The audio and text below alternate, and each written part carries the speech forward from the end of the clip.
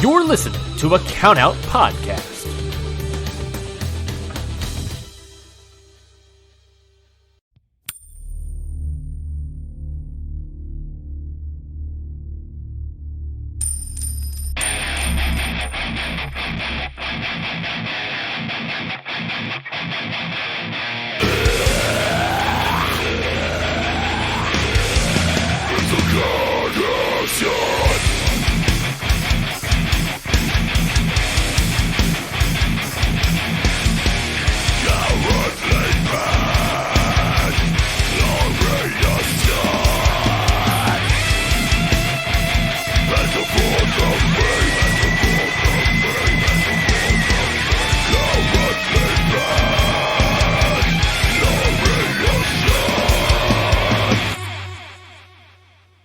What it is, what's up, and welcome to another Okada Shorts G Wondering episode. That's right, I'm your bad friend Rafe Houston, one half of the International Wrestling Grand Prix, the Kings of Pod Style Okada Shorts.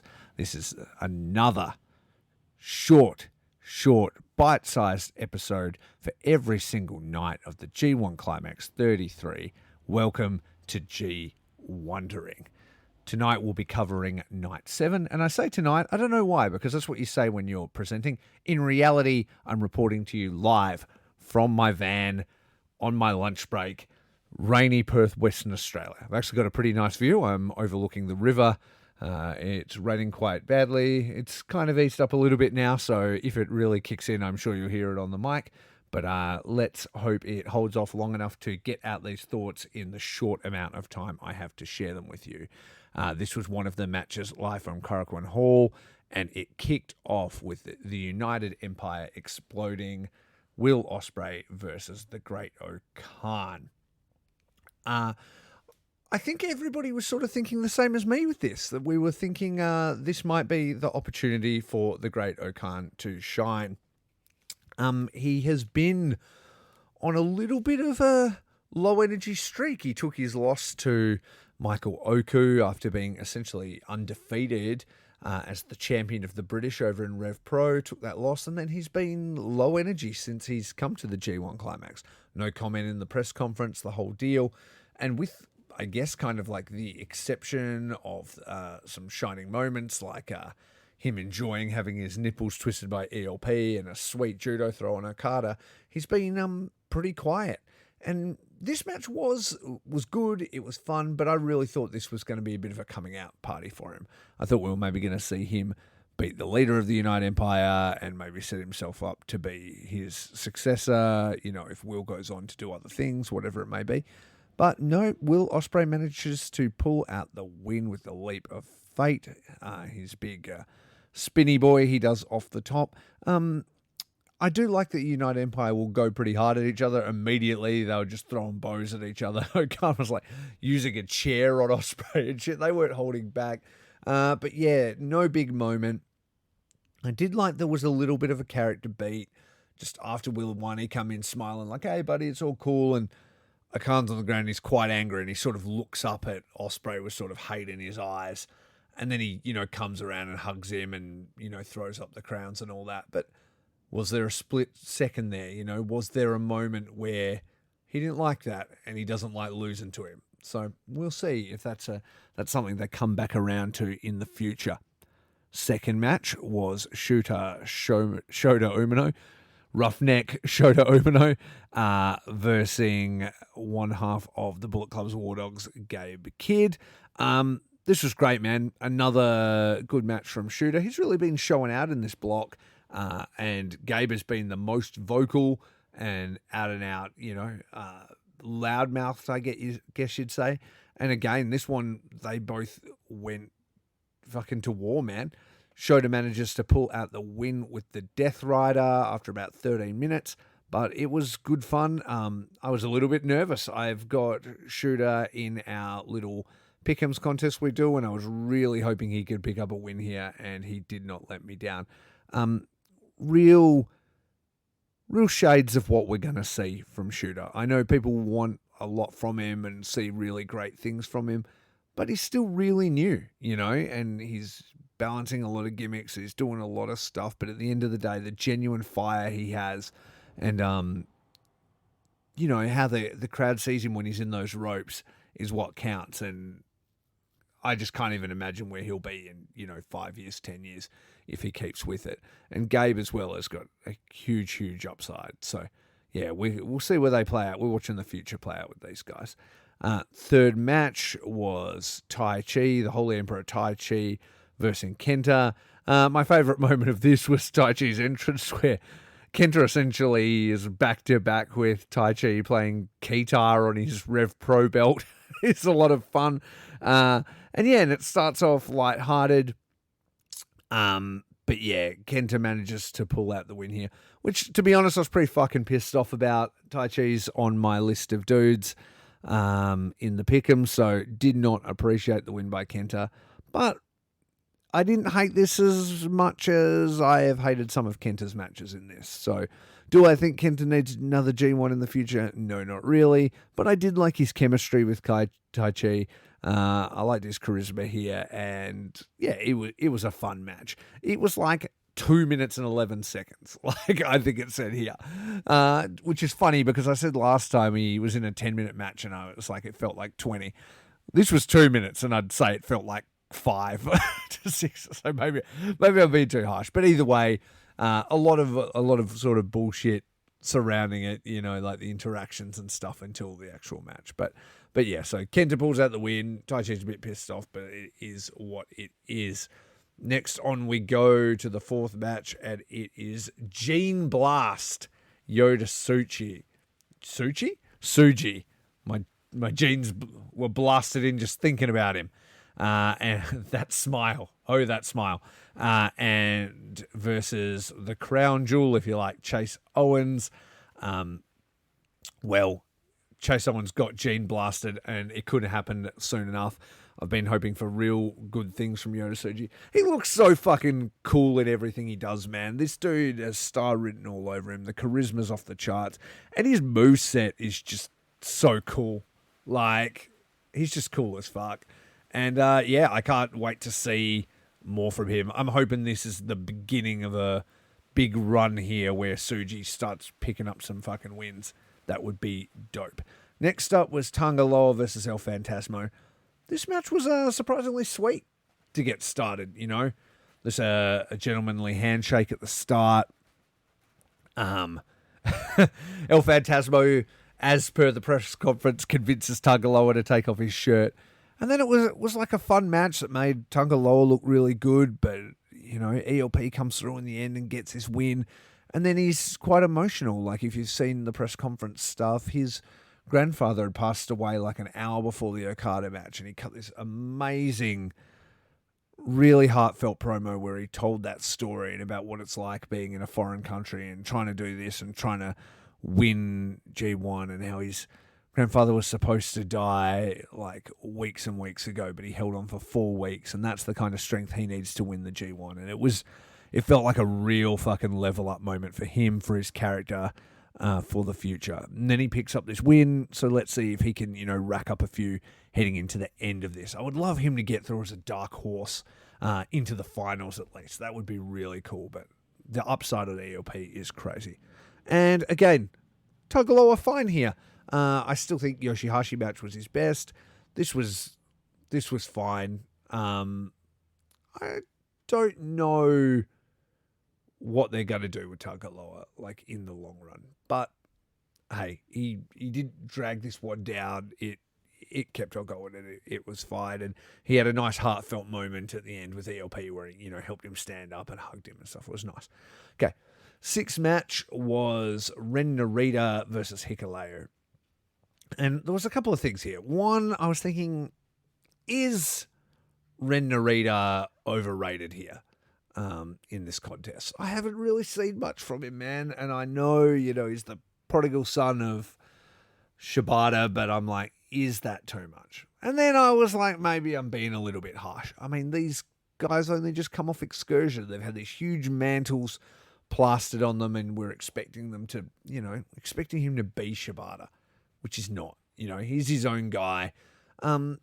this match was fine. It kind of dragged on a bit. I was just left feeling like Hikuleo hasn't been as bad as I thought he was going to be, but he needs some work, like with his gimmick or whatever. He just like his movements have been better, I think, but he just doesn't look cool. You need to look cool, Hikuleo. You need to seem fearsome. I don't know what to do to help you, man. It's probably like, I don't know, wet your hair or shave your head, because girls get the girls, but they don't get fights or make people think you're tough, I think. And yeah, so anyway, surprisingly, Hikuleo did pick up the win, hit that godsend chokeslam. But Narita, another loss in the bank. So we'll see where it goes. I think there's actually going to be some big upsets for Narita. I think he's maybe going to pick up that win over Kiyomiya, that elusive win over Kiyomiya that the others couldn't do. And it's kind of cool that they've got the Musketeers in here, but they're all sort of achieving different things. I think that's cool. Next up was Okada versus Yoshihashi. Now, Amy and I watched this, and she was a little bit stressed that Yoshihashi might pick up the win, because he can get big upsets in these tournaments. But we need not have worried, because Okada is the fucking man. Amy was like, how if you weren't an Okada fan, you'd be so pissed off, because he just fucking wins everything, and he's so smarmily good at it. But yeah, fucking once he lays in that Rainmaker, it's a wrap. And it's just, I'm proud to name our podcast after this fucking dude, man, because he really is like a legend. Like, we're watching a legend at work, and there will be, 10, 20 years in the future, 30 years in the future. Like, long after Okada stopped wrestling, they'll speak of him as one of the best to ever do it. And I truly believe that. He's fucking amazing, man. And then last up was Sonata versus Kaito Kiyomiya, the two prodigal sons of the great Muda going to war. Shining wizard off between it. I thought commentary did a real good job actually telling that story of the two. And again, Sonata, taking up those minutes, chewing up the minutes on your screen and getting in the long ones. This one went all the way down to 19 minutes and 58 seconds. So with 2 seconds to spare, Sonata got the win. And I kind of like that for him. He's been real dominant in this block. There hasn't been a bigger naysayer of Sonata than me. But this new Sonata, who he is now, what's coming around, there have been worse title runs in this world. In this company. You know what I'm saying? Definitely in this world and in other companies. But I like that they're investing in him, and now they're like, how we wasted all that time for 7 years, or you were just, in holding spot as the Cold Skull. Now we're going to slowly build up who this person is. So will he still be champion come Wrestle Kingdom? I'm kind of starting to think he might, because they really seem to be behind him. So we will see what happened. All in all, though, this night was a shorts night. I had a pretty good time with it. Nothing really overstayed its welcome. And it was definitely worth a watch. As for our pick'em scores, after this, Amy is on 17, after both Suji and Okada picking up wins. I am on 16, after my boy ELP and Shooter both picked up wins. Curtis is on 12, after all three of his combatants all lost. 3 donuts in a row. Fucking rough for your boy Curtis. And then Travis was let down by Kaito Kiyomiya, so he sits there on 9. That said, though, Travis has got more dudes over in the C&D blocks. He's got Eddie Kingston, Ishii and Yano. So you might see some wins picked up over there from Travis, okay? Let's quickly run down the next night's matches that your good friend Curtis Spears will be doing for you. Press the button. It says schedule. It's not loading. And they will be live tonight from Korakuen Hall. And it is going to be... This is the power of the internet. It must be the raid. Come on, mate. Match lineup, please. Boop. Give him a little tap. There we go. Okay, Korakuen Hall opens with Hanare versus Evil. Surely Hanare beating that ass. Hiroki Goto versus the Deadeye Dreadnought Alex Coughlin. That'll be fun. Shingo Takagi versus Mikey Nichols. Couple of hard hitters there. My Girlfriend Hiroshi Tanahashi versus Toru Yano. What are they called? Bebop Tag Team Explodes, I guess. Tomohiro Ishii versus Eddie Kingston. That will be a hard-hitting match also. Naito versus Shane Haste. I'm sure they'll both lean into their fuckery kind of bullshit a little bit there. Tama Tonga versus David Finlay. Will we see Finlay take a trip up finally, or will he just beat Tama Tonga within an inch of his life again? And then Zack Sabre Jr. versus Jeff Cobb. I'd be thinking that's a Jeff Cobb one there. You know, Zack's kind of got the better of him a couple of times. Maybe this could set up that rematch for the TV title, and maybe Zack's eventual loss of that title to Jeff. Okay? So thank you for listening. Make sure you check out this show's Hot Friends. And by that, well, actually, I'm fucking it up. This is what Curtis says. He says, if you've enjoyed this show, check out our sister shows, Throw and Dice Pod at Throw and Dice Pod, Curtis's Wargaming and Warhammer and Dungeons and Dragons podcast. If you like the sound of me blathering on by myself, you can hear me blather on with other people over on my interview series at Faces Feels Cast. That's Faces and Feels Pro Wrestling Podcast. Lots of interviews on there, including interviews with the likes of Aaron Hanare and Robbie Eagles. And then if you like those sister shows, you can check out our sister host, God damn it, our sister shows, Hot Friends, over on the Count Out Network. All of the goodness, Ring Post Radio, your dose of death, Count Out Network. Check it all out. You can also find the link to subscribe to the Patreon, $5 a month, and you can check out all the extra content, including Drop Your Shorts, the Okada Shorts bonus show. That happens every time we record Okada Shorts, except for the most recent times. But it will happen again once we're done recording for every single fucking night of the G1. All these links are in one place. All you need to do is go to Linktree, which is linktr.ee/Okada Shorts. And there you can rate and subscribe. You can listen or die. Thanks for listening. I've been Rafe. Curtis will be back with the next night 8. And until then, keep it right, keep it tight, and most importantly, keep it what?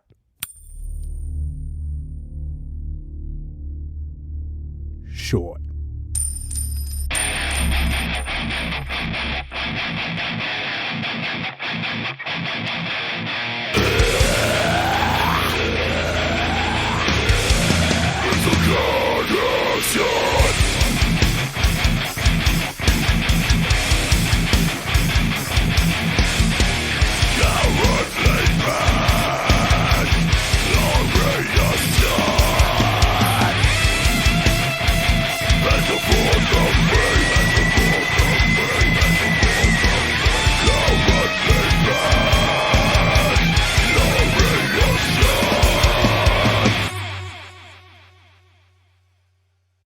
So, Curtis. Yeah, man. Canart said we've got to do an ad. I've never done one before. What should we do? I have no idea, bro. I ever made an ad before. What do we do an ad for? I don't know. We just say we're like a New Japan Pro Wrestling podcast, and we just put a bunch of clips like here. Arguably the most shredded guy. So you really want to get there, too. Maybe a little bit bigger. Yeah. We'll see. Heard that here. Michael Richards calling Jay White small compared to him. Here. I love it. This picture you've painted for me. I want to hang it up. I want to frame it and hang it up in my bedroom. Yeah. We don't have a WWE tryout or a New Japan tryout every second week, and now I'm in Bullet Club. And here? Will Ospreay versus Kenny Omega. Do you want to just go off about this match? How do you take or talk about one of, I think, probably the best matches you've ever seen? That's an ad, right? Yeah, that works. That's brilliant because then all our work's already been done for us and we don't have to do anything. Aha, past us did it. Present us living in the now. Look at us. Look at at that. us being friggin' brilliant. Mate, minimum effort, maximum output. Okada Shorts podcast. Check it out on the Count Out Network at Okada Shorts. Rate and subscribe, listen or die. This has been a Count Out Podcast.